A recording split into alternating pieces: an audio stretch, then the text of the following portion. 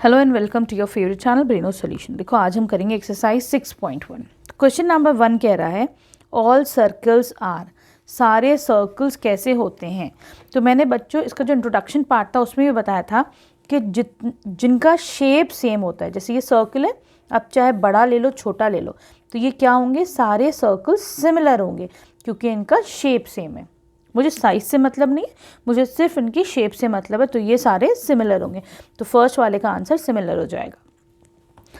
Second पे आ जाओ, ये कह रहे हैं ऑल स्क्वायर्स आर, तो जितने भी स्क्वायर्स होते हैं बच्चों ये सारे क्या होते हैं, दे आर अगेन सिमिलर। क्यों? क्योंकि इनका शेप जो है वो सेम है। ठीक। थर्ड है बच्चों all dash triangles are similar. ठीक है, तो जितने भी बच्चों इक्विलेटरल ट्राइंगल कैसे होते हैं, जिनकी तीनों साइड सेम होती हैं वो इक्विलेटरल ट्राइंगल होते हैं।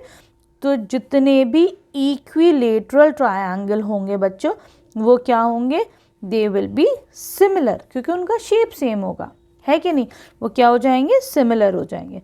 तो थर्ड का आंसर है तुम्हारा इक्विलेटरल ट्राइंगल। ठीक, अब आ जाओ तुम फोर्थ पर। ये कह रहे हैं दो पॉलीगन कब सिमिलर होते हैं। तो बच्चों हमने इंट्रोडक्शन पार्ट में क्या पढ़ा था कि सपोज करो पॉलीगन, मेरे पास एक ट्राइंगल ये है, एक ट्राइंगल ये है, पढ़ा था हमने।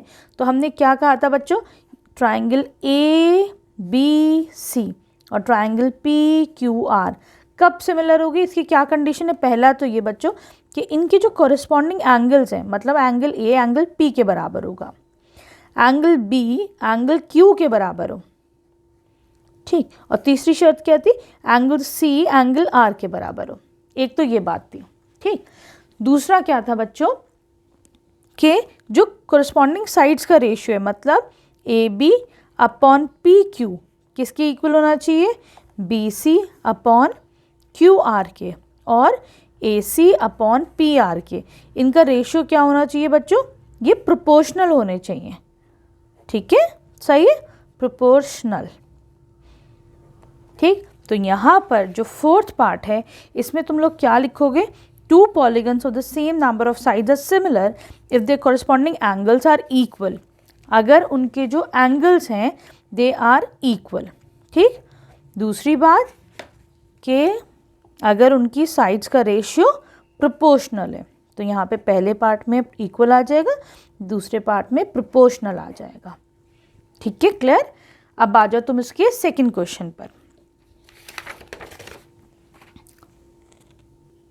देखो बच्चों सेकंड क्वेश्चन में ये कह रहे हैं give to examples of similar figures and non similar figures. तो बच्चों अभी हमने क्या डिस्कस करा, सिमिलर फिगर्स क्या होते हैं, जिनके शेप एक से होते हैं। तो सपोज करो दो सर्कल, ये भी सिमिलर होंगे, तो मैं लिख सकती हूँ एक सर्कल और दूसरा भी सर्कल, या फिर तुम बोल सकते हो एक स्क्वायर हो और दूसरा क्या हो, वो भी स्क्वायर हो, तो ये क्या हो जाएंगे, सिमिलर फिगर्स हो जाएंगे। ठीक है, दो रेक्टेंगल भी कह सकते हो तुम, टू रेक्टेंगल्स, ये भी सिमिलर होगा, है कि नहीं, टू पेंटागन्स, वो भी सिमिलर होगा।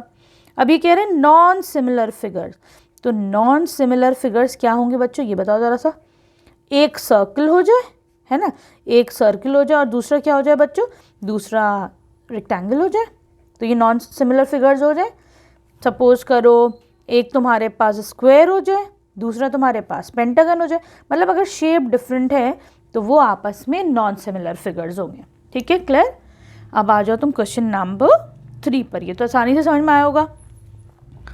देखो क्वेश्चन नंबर 3 में ये कह रहे हैं, यहाँ पे तुम्हारे पास दो फिगर्स हैं, एक ये और एक ये बताना है आर दे सिमिलर और नॉट।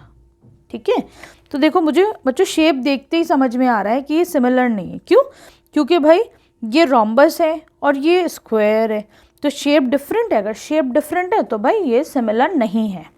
ठीक है, तो आप क्वेश्चन नंबर 3 में क्या लिखेंगे, these two quadrilaterals do not have the same shape, है ना, these two quadrilaterals do not have same shape,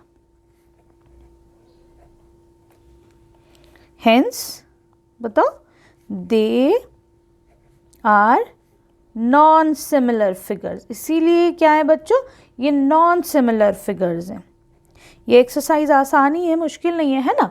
अब हम चलते हैं अपनी नेक्स्ट वीडियो में नेक्स्ट एक्सरसाइज पे। ठीक है, thank you for watching Braino solutions.